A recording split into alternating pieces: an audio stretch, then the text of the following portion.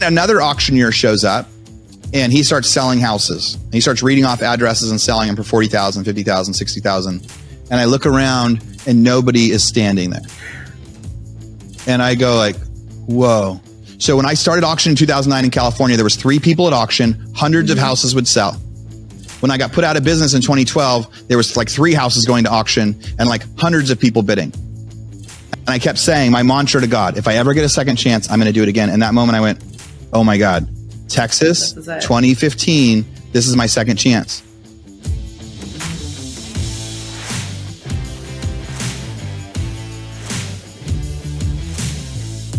So the question is this: how do most agents succeed in today's competitive real estate market when all the successful agents are keeping the secrets to themselves? So that's the question, and this podcast will give you the answer. I interview agents from all over the world. I ask them their tactics, and they share all of their secrets with me so we can give them to the world. I'm Aaron Amuchastegui, and welcome to Real Estate Rockstars. Real Estate Rockstars. This is Shelby Johnson. We are back for more. This is the last part of Aaron Amuchastegui's absolutely insane journey through life. So buckle up. Let's go. I mean, I spent like a year and a half now in that process. Like went back to church, found like God, found my mission, found like, okay, if I'm going to lose everything, I can't believe I almost lost my family. I had all these moments where I said, man, if I ever had a chance to do things again, I would be way more generous with my money. I wouldn't waste it on all these other things. We realized the only thing that we didn't regret spending our money on was like trips and vacations, right? Because we had those memories still. We regretted the fancy cars, the fancy sunglasses, all that stuff. We regretted the things that we bought. We just did not. The only thing we didn't regret was our experiences. So we came out of that going, if I ever get a second chance again, we're going to focus on experiences over things. We're going to be way more generous. We're not going to take this new life for granted. And for about a year and a half in there, I struggled. And I would say maybe I was sulky and sad for maybe 9 months. I was trying things, but then finally I had a phone call with one of my buddies, and he's asking me to like loan him some money. And I go, dude, I am so sorry, but you don't know this. Cause at that time I still had the giant house that we were like Airbnb to pay the rent and finding out different things. And I go, you don't know this. I actually went out of business last year. I lost all my money. I've gone to zero. I'm like, but don't worry. Don't feel bad for me, because I know I'm just now waiting for my next moment. Like I've learned my lesson. I'm through this. Like I'm just waiting for my next moment to happen. And when it does, like I'll be off to the races. And I'm like kind of laughing, and he's very confused. That's Jet's talking to me, and he's like, what do you mean? Like, I'm so sorry. And I'm like, no, don't worry. Like, I know that my next moment's going to happen. And so I think as an entrepreneur too, you go through enough cycles where then you realize that no matter what, you will find a way to make money. You'll find an opportunity. The trouble is being patient in between and knowing that sometimes it takes a long time to become an overnight success again. And so it's like waiting for those moments. 5 or 6 months later. Long time to be. Yeah. Sorry. Go on. No, 5 or 6 months later, I get a real estate agent send me a apartment for sale in Texas. Funny little part of my story in 2011, I bought a crappy DF level apartment complex in Killeen, Texas, through a broker. Only time I'd ever been to Texas. It was horrible. I bought that. That was an asset that ended up helping me during that like crazy time. But didn't really think too much of it. It was making a little bit of money most of the time, but because it was such a low class asset, some months I lost money. But I had this asset, I had this apartment. But what that helped is, so the lady that was the agent on that emailed me this other apartment that was for sale in the title report. And she said, we need to move fast. It's scheduled for auction next week. And it has the rent roll and some other stuff. I look at the title report and I go, hey, it's scheduled for auction. I'm like, you know what? This is crazy. I tell Kalina we're like at a camping trip. And I said, I'm going to fly to auction down there. I'm going to try to buy this. We had a line of credit that was left because when things went bad, we paid off all of our lines of credit. And we had a little bit of money available in this line of credit that my dad started and my mom was a co-signer on. I pull checks. I fly out to Texas. I'm totally afraid of flying. So I fly to like the closest airport. Instead of doing 2 flights, I do one that's direct, and then I drive 3 hours so I don't have to get back on a second plane because I was totally sure I was going to die in a plane. I go to auction and I'm standing there at auction, and the person comes to sell this apartment, and it comes out, and I brought $325,000 in checks, and the opening bid is $320,000. And I'm like, oh my gosh. The lady goes to bid it. Going once, going twice. Do you want to bid? And I freeze and I say, no, I'm not going to bid. And I walk back and I turn around. And so what had happened was I had lost all my confidence. I had questioned, like, am I really good at auction or not? I must have missed something. If nobody's here buying this, I can't afford to make another mistake. I can't afford this. So all the confidence that I had when I was the guy that had flipped the most house in the world was gone. And I sat there really going I can't believe I didn't. I called my wife. Hey, did you get it? Well, it came out and I didn't bid on it. What do you mean you didn't bid on it? Like, we couldn't even afford your Southwest flight that you did to go out there. What do you mean? I got cold feet. I got scared. I'm sorry. I'm probably crying a bit as I'm doing it. I hang up the phone, just sitting there going, man, that was a waste. Now I got to get back on a plane tonight. And then another auctioneer shows up and he starts selling houses. He starts reading off addresses and selling them for 40,000, 50,000, 60,000. And I look around and nobody is standing there. And I go like, whoa. So when I started auction in 2009 in California, there was 3 people at auction, hundreds of houses would sell. When I got put out of business in 2012, there was 3 houses going to auction and hundreds of people bidding. And I kept saying my mantra to God, if I ever get a second chance, I'm going to do it again. And that moment I went, oh my God, Texas, 2015, this is my second chance. And I was going nobody is here. This is so crazy. I fly back home, now excited. Auctions once a month in Texas. I'm like, I think I'm going to go try to do this next month. Something else that happened when I went broke is I said, man, I flipped thousands of houses and I'm broke and I lost all my money. I have nothing to show for it. That's a shame. Next, I said, if I would have just kept 100 of those houses, I'd have been set for life. So next time I was like, I'm going to do this a little bit different. I fly back to Texas the next month because the funny thing, if you go to Texas, it's once a month. If you've been doing auctions for 3 years, you've gone to 20.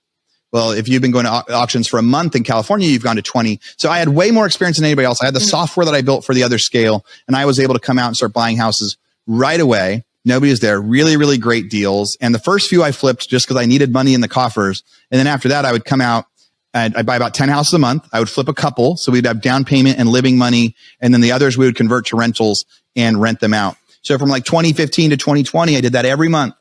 I'd fly out, buy houses, refinance them, come back. Raising my hand. Where'd you get the money this time around? I know you have the line of credit, but did you get more capital from, or was so something else that happened. So after my second or third deal, I called JJ, who was the guy that I ran the other fund with. We had that flipping fund from 2009 to 2012. Remember, those investors had made a ton of money. When we shut it down in 2013, they were bummed. We were like, we can't compete anymore. So, but we did it in such a gracious way. The last year, I think investors probably did lose. Some of the investors did lose money our last year as we were kind of bailing that out and shutting it out. But most of them didn't. And even the ones that did lose money at the end, we were respectful. We weren't hiding. We answered every call. So when I called JJ, I said, hey, I think we might have a second chance at this thing. What have you been up to? And at that time, he's marketing to people for attorney, all sorts of different stuff. But he was scrambling too. It had been a few years since we had done something. And he goes, I think I can get some money. And so I said, I think we get another chance again. Here's my play. I want it to be rentals this time instead. It's a lot safer. We don't have to worry about the ups and downs of it. So he's able to recall the people that we did stuff with from 2009, 2012. Perfect. That helped. I was doing more of it with my money this time too. As I would flip some of the houses, it was just smarter instead of making $100,000 and spending $100,000 on life expenses, I could make $100,000 and invest 95,000 of it and be a lot more humble this time. Hey guys, a quick commercial break here, but don't worry. This one is only going to run for the next 2 or 3 episodes. I talk so much about the mastermind. It's one of my passions, getting everybody to come hang out in Austin where I get to meet you guys. Well, we just had it, a few weeks ago, and we decided for next year we were going to do pre-sales. We're only selling 70 tickets total for the whole country. And that way we keep it nice and small where everybody meets everybody. And the end of it, it's like a big, giant family. Well, we put out the pre-sales last week, and during the pre-sales, we sold more than 60 tickets. So there's less than 10 spots left. 10 spots left if you want to join us for the mastermind for next year. We're putting the date so far out there, you've got no excuses to be able to know that the date works. You can put it in your calendar now. And we also set up a payment plan for people to break it up into 4 easy payments. So if you're one of those people that have thought about going to the mastermind, have never pulled the trigger, now's the time. And it's for March for next year. But you got to go sign up now if you want that spot. I don't like selling. I don't like advertising. So we figured we would knock it out quickly. We'd knock it out this first couple weeks in April for next year. So instead of working on that, we're going to focus on value. If you do join the mastermind, you get to be join part of our private Facebook group where we do monthly Zoom calls, where we do tactics. On those calls, they're really small. There's like, between 10 and 20 people on those. So you get to ask lots of questions and learn from experts. So if you are interested in signing up, go to realestaterockstarsnetwork.com/mastermind, realestaterockstarsnetwork.com/mastermind. Go lock in your ticket. We have less than 10 spots left. You can break it up into 4 payments. So that way it is much easier to be sure to join. And I promise you, it is the least expensive mastermind out there for the type of stuff that we're doing. The GoBundance masterminds that I talk about that I'm a part of cost 5 times what we do for this. And I try to deliver twice as much value. All right, back to the podcast. Man, all the lessons learned over time to turn into the perfect storm. And then we bought a gazillion houses. Right. Yeah. During a time, I said prices will never go up in Texas. I just want something nice and easy. I don't want one of those I don't want any more roller coaster. So I'll hit all of these singles. Totally.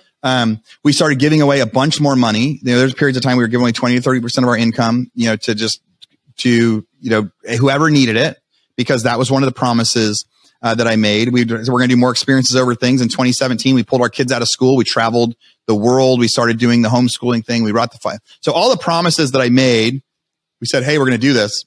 By the time 2020 hit, man, the market had gone crazy, right? Everything that we bought had like doubled in value. This bet that was a bunch of singles that was never supposed to pay off huge had paid off huge. And when like the market crashed and some of my other companies that I'd bought along the way weren't having the revenue anymore, and those rentals covered everything. I didn't have to worry when COVID hit because I said, it's fine. It's fine because I don't need to do any more work. The rentals, the horizontal income is what's going to help me. And so again, that was a lesson that I'd learned in like 2012, 2013, was if I could just like delay my gratification, because it's hard when you're like, I could make 30 grand by flipping this house, or I could make $100 a month by renting it. It's a hard sale to do $100 a month to rent it, because rentals are that. They're $100 a month. They're not awesome cash flow. They're not like you get fucking rich. No, because even when they're $100 a month cash flow on your, analysis, it's, the fridge goes out and you're wiped out of cash flow for an entire year. You know what I mean? It's just like rent. Yeah. So I'm with you. I was like a year in, Shelby. We had like 80 houses by that point and self-managing. And it was like, okay, I'm flying to Texas all the time. I'm no longer afraid of flying, by the way, because now I've flown a gazillion miles, but it's like, yes. Okay, I have like 80 houses. We're working really, but this is a lot of work. There's a lot of work. And our cash flow that we're splitting between like investors and JJ and I is like $8,000 a month. And I'm like, okay, so luckily I was still flipping some to like pay, but still being really big on investing. 2020 hits and we got to do what Blackstone did. We got to refinance everything and do cash out refinances. And we got to, pay back investors and we got big returns. And then something else that happened in kind of November, December of 2020 is, if a lot of people remember, 2020, like from March to November was huge. Stuff was selling like crazy. All of a sudden it went from like 2 months of nothing to like really hot market. Everybody's wanting to buy. The housing market's booming.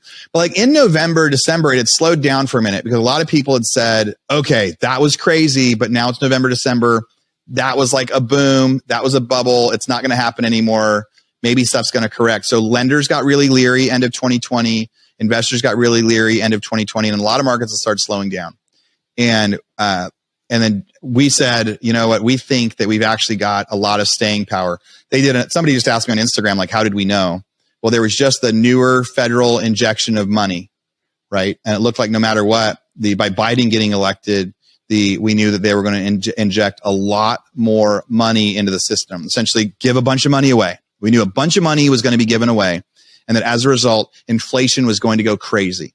And if inflation goes crazy, and you can listen to my podcast back then, I was telling people inflation is about to go crazy. You want to buy as many assets as you can of anything, but real estate is the simplest because it's going to go crazy. So end of 2020, I end up calling a real estate agent. I said, we need to buy $40 million in properties in the next 90 days. I need you to send me everything on the market that was built from 1985 and newer. We're going to buy everything at auction and we're going to buy everything on MLS. That was the Blackstone model. Imagine being the agent getting that call.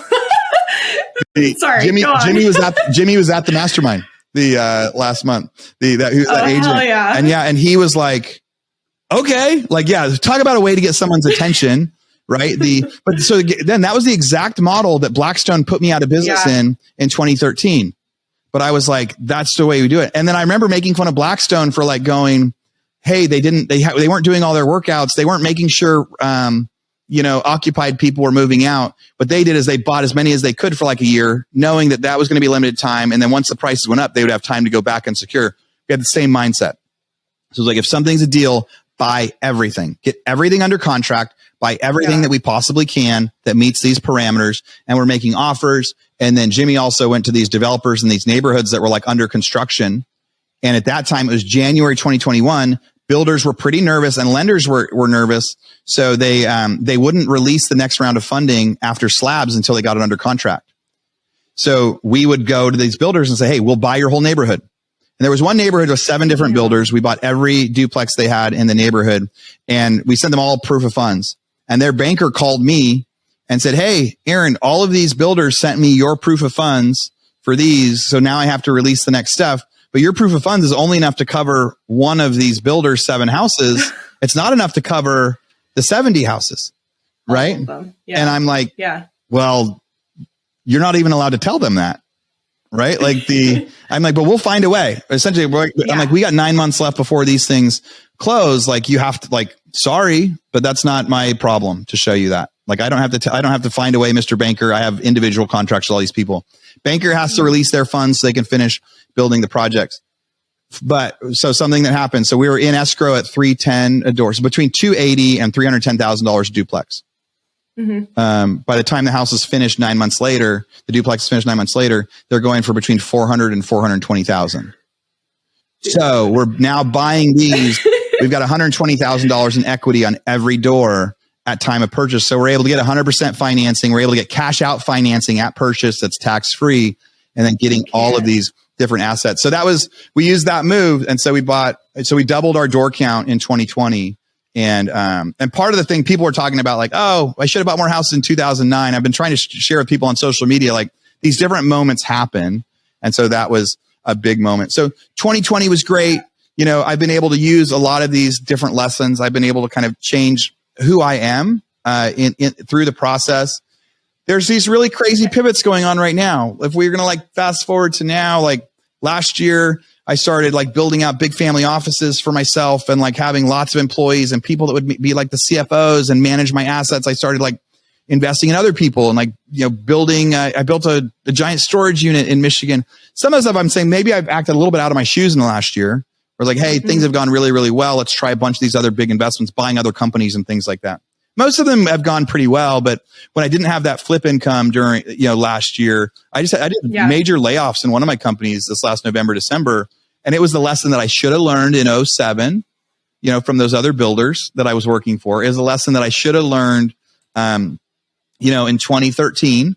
And it was redoing it this time. If I should have cut expenses faster, because I had 9 months of really heavy expenses without income beyond my horizontal. I had all my horizontal. Go ahead.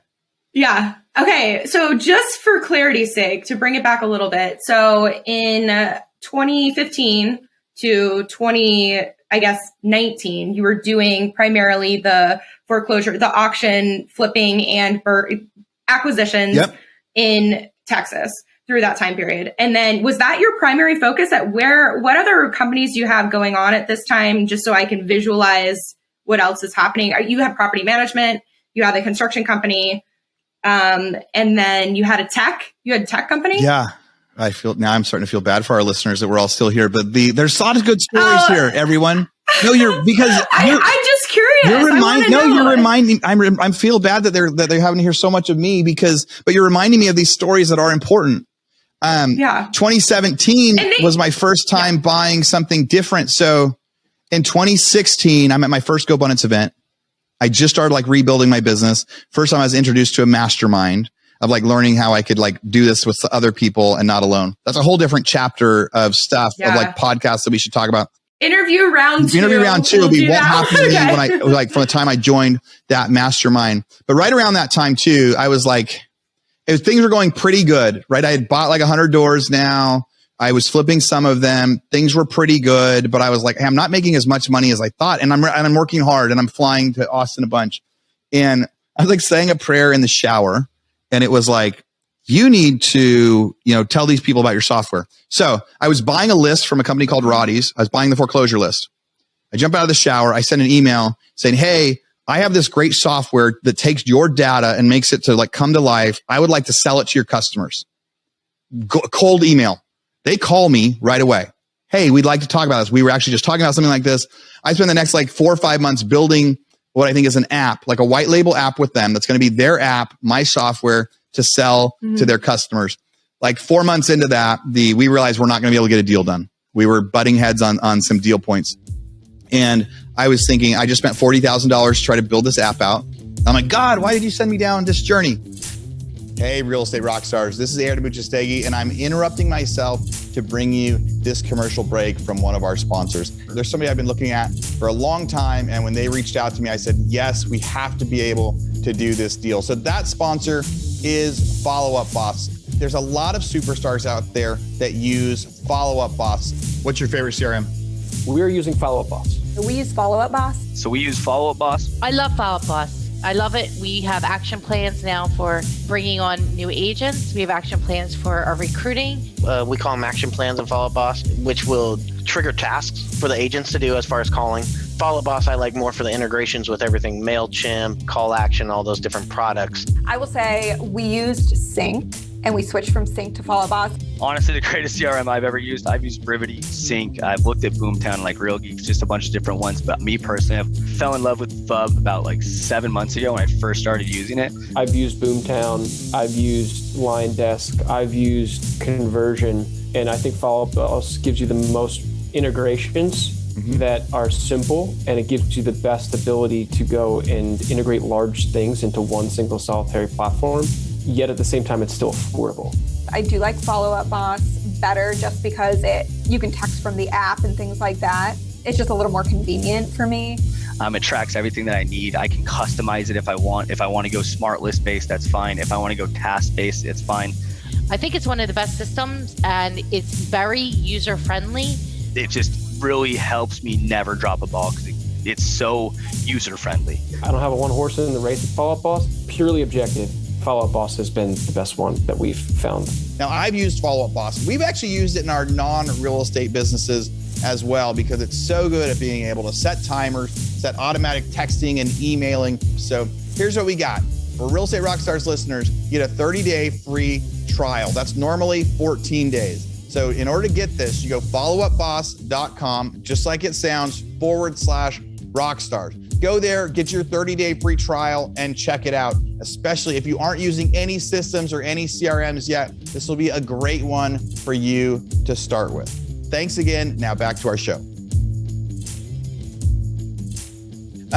2017, a year later, the owner passes away. Guy that owns the company. I get a call from somebody else that's working for the owner's wife and says, hey, Aaron, I met you a year ago when you came out. I would like to talk to you. We would like to talk to you about something. We'd like to talk to you about our company. Are you going to be in Dallas anytime soon? I was like, I'm actually flying back to Sacramento tonight. I connect through Dallas. I'll be in Dallas airport for like 2 hours. And they go, okay, meet us at the Dallas airport. And so I get there and there's a person holding my name. We go to like the local hotel that's next to the airport. We have like lunch, dinner, a quick chat. And they said, hey, would you be interested in buying the company? So George had always talked about you having the company someday. And I was like, remember, I'm yelling at God. Why did you send me down this path in the shower? And in that moment, I'm like, oh, thank you. This is that moment. When 2013, when I get put out of business and there's hundreds of people bidding on those 3 houses, I was thinking the only guy winning right now is Sean, who built Foreclosure Radar, the guy that owned all the software. So that was my first other purchase. I bought Roddy's foreclosure listing service. And I bought that with this idea that it was the ultimate hedge. The thought that someday there will be hundreds of bidders at every auction. I won't be able to compete anymore. But when I do, they'll all be buying the list from me. So if there's lots of competition, I'll make money that way. If there's not, I'll make money buying houses. So I bought win-win. Yeah. So I bought Roddy's foreclosure listing service. We started building. That was my first time with software. We ended up buying Lead Propeller a couple of years later, which is a website for investors to build things. We bought this podcast that came with Rebus University, and the podcast that Pat had so graciously started.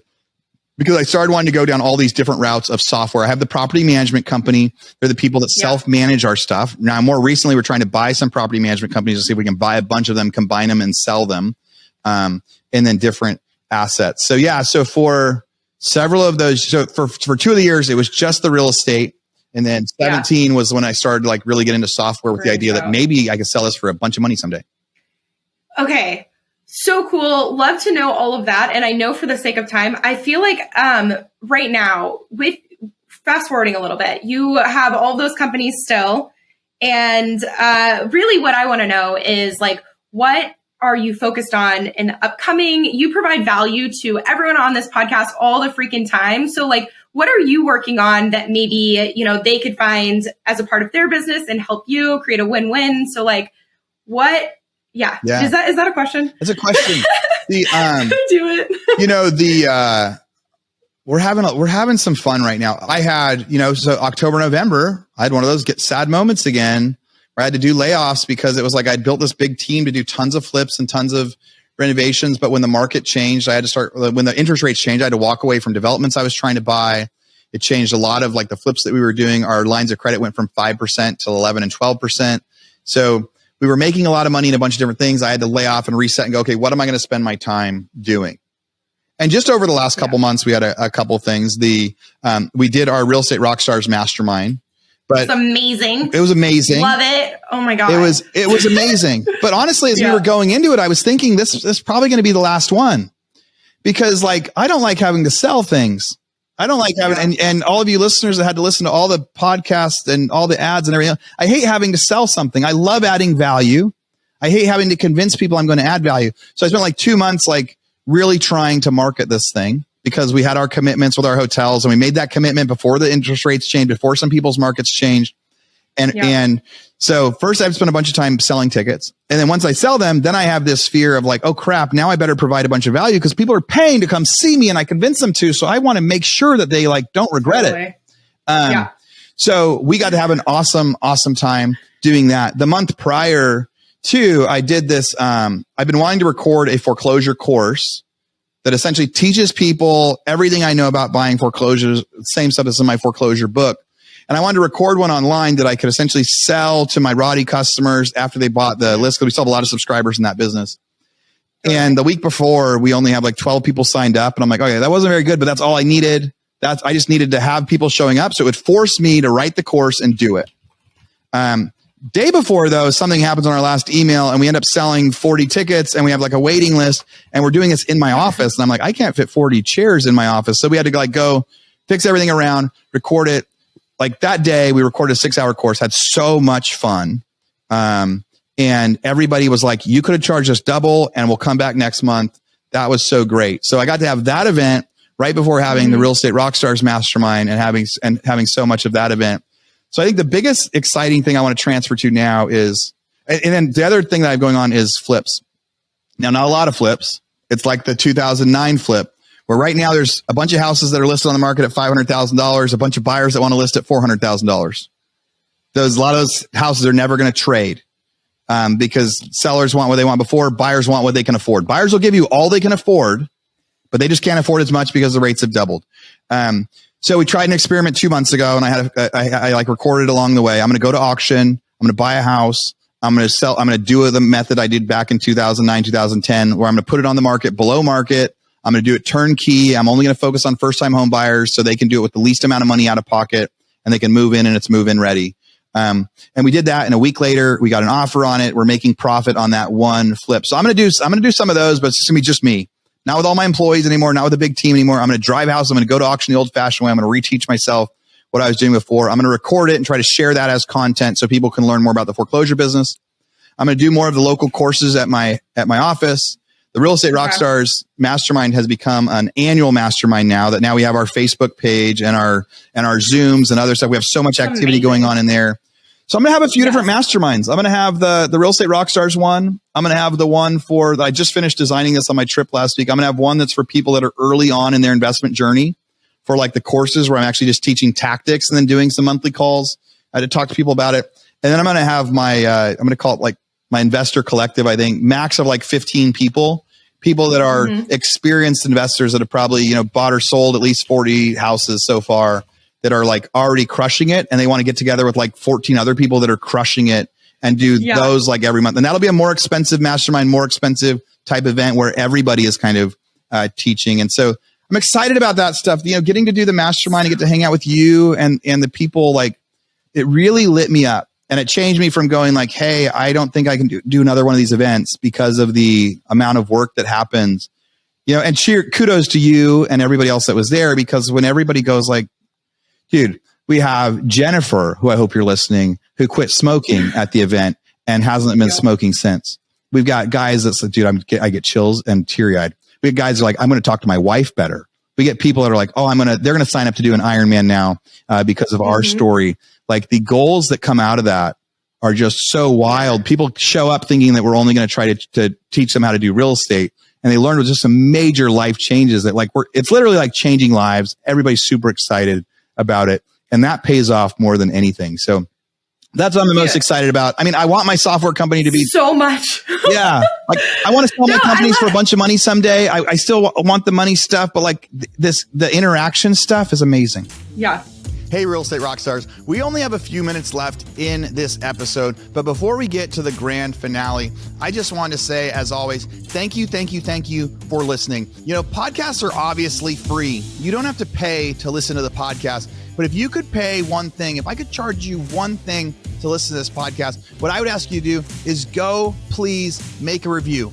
Go to wherever you listen to podcasts, whether it's on YouTube or on Apple or Android, wherever you listen to podcasts, and go give me a review of the podcast. I read them, I listen to them, I try to make adjustments. You know, a couple years ago, I had a ton of bad reviews on the sound quality or the number of advertisements, things like that. And I've really tried to dial in to add value for all of you guys. So please go do a review. If you want to get a copy of the toolbox of the stuff that, you know, everybody that comes on the show, they give us some tactics, they give us something that we put in what we call our toolbox. And so to get that, you go to realestaterockstarsnetwork.com. When you get there, click on the toolbox and you get access to the free gift that every person that we interview on the episode provides. There's things like, you know, listing tactics, how to do a presentation, you know, how to do a newsletter, all sorts of cool, fun stuff. And if you want to talk to me, go find me on Instagram at Aaron Amuchastegui. Ask me a question. I talk to so many of you guys on there. All right, back to the show. Thanks again for being a listener. Okay, so just to recap for the listeners, because Aaron is self-proclaimed he does not like sales, what you can do to help him is come to the Real Estate Rockstars Mastermind. If you're inspired by Aaron, want to be around like-minded people and crush it in the world of real estate, share the podcast. He is doing courses on foreclosures, investor masterminds, and stuff with his flip. So if any of those things interest you, literally reach out to him. You can reach out to me and I will help direct it. But guys, Aaron helps all the time with everyone. So help him as well. That's my little 2 cents. Shelby, this has been fun. I mean, and we've gone really, really long. If you would, maybe we've broken this up into 2. If you would just share like maybe just a couple minutes about like your story or our friendship, or like even just like, you can even start it from the moment of, so you're at this mastermind, that really like you came out last year because I asked you to speak at it, right? Like, you weren't necessarily a believer yet, but you were speaking at a lot of different things. You were traveling to different things. You had been on the podcast, but like, I think you were probably like a leery average fan of the podcast, but you liked speaking and were good at it. So that's my take. I invited you to come speak at the mastermind. Yeah. What changed after that? I was a skeptic. Okay. Yeah. Dude, so I'm a self-proclaimed conference junkie. Like, I've been to Bigger Pockets, to FinCon, to all of like the investor ones, a bunch of agent ones, as well as meetups. And so coming in, I was like, gosh, it's the first year. Like, I didn't even listen to the podcast. Like, at that time, Aaron, you and I weren't like bros, like we weren't friends yet. So I was like, you know, I'm excited to do it, but also like, we'll see what this is about. And like, no shit. And I said it at this past year, and I feel exactly the same. It's like, I have never been more impacted by a conference mastermind, not even close to the way that I feel when I leave Real Estate Rockstars. consistently 2 years in a row. And I think it's the perfect storm. It's like it attracts the right people, the perfect amount of like speakers, but also working on yourself. And it's small, you know, I think this year we're capping at 70, which I think is a brilliant idea because I want to maintain the fact that by the time you leave, you know every person there. And you have built genuine relationships and you feel more energy and inspired and not alone on this island that real estate can be. And I just, and Aaron, like, seriously, you're one of the best humans I know, like consistently, touch and care about everyone that you meet, and you've changed so many lives. And I'm just really, honored and thankful that you have become a legitimate friend through the masterminds, but also through that freaking Iron Man that you're still a psycho. I have no idea why you do these, but it was the best ever. And I just thank you on behalf of myself, on the listeners, and everyone who you consistently touch and care about. So thank you. Yeah. It's pretty special, the relationships that we've built from being in person, you and I, the other people that we've done some of the stuff with on these journeys. And then we really get to figure out what matters. You know, we all have these moments of like excitement and these moments of loss, and anytime we get to figure out like what matters. I just think it's the funniest part was, you know, you see me, I say, anyone want to do an Iron Man? And you're like, some psycho is going to say yes to this. Who would be the psycho that would say yes to Aaron right now? He's stupid. And then we're at like the bar on the last night, and you're like, that's really crazy. And I'm like, you could do it. I'm like, I'm like, mate, and you're like, is anyone going to sign up? I'm like, well, no. But if anyone does sign up, I'll like host everybody for a couple days at my house. We'll have everybody come out and we'll do like a 2-day boot camp. And the funny thing about like when you plant things in people's heads, well, like even for Jennifer quitting smoking and Matt saying he's going to do an Ironman now, and like you plant something in someone's head makes it like starts to challenge them. And then you reach out, you're like, okay, I've got 4 or 5 people that want to do it. Will you still do the training camp at your house? And hey, we want to do the one in 4 or 5 months. And we just said yes to all these different things and have had such a great time. I'm so glad that you guys were able to make it, even though you had said you weren't going to go to any conferences yet in 2023. I was so glad I talked you into coming back out when you were there. So. Yeah, we've already signed up for next year and have a lot of people from the team, for the 5 Pillars community, who are also coming out. So, and we actually do have to. We have a planning meeting for 2024 in 5. Yeah, we have a planning meeting about to start. So we're gonna cut this off with saying like we don't like selling, but for the mastermind for next year, the reason that I'll mention it now is we want to get this done early. We have 70 total spots available. We put the link out last week. 35 of the spots have been taken. We put it out to like by the time this comes out, we'll have sent the email to the people that attended previously. There's probably like 10 spots left for next year. If you're thinking about going to our mastermind, go to realestaterockstarsnetwork.com/mastermind. We broke it up into have like 4 monthly payments instead, because one of the things that I know real estate agents struggle with is you don't want to commit to something a year from now if it's $1,000. But what we've done is we broke it up into plans. So it's like you could pay $250 once every 3 months just to lock in your spot as we figure out more. So yeah, I don't like selling. Hopefully you guys loved this value today. Reach out to Shelby on Instagram. Tell her how awesome she was on here as a host. And, you know, I'll do my little closing before you do, but just Real Estate Rockstars, as always, thanks for listening. Real Estate Rockstars, as always, thanks for listening. Take it from the captain. I had to do mine too. She crushed it. Okay, that's it. Bye. Thanks for letting me host. Thank you. Bye, Aaron.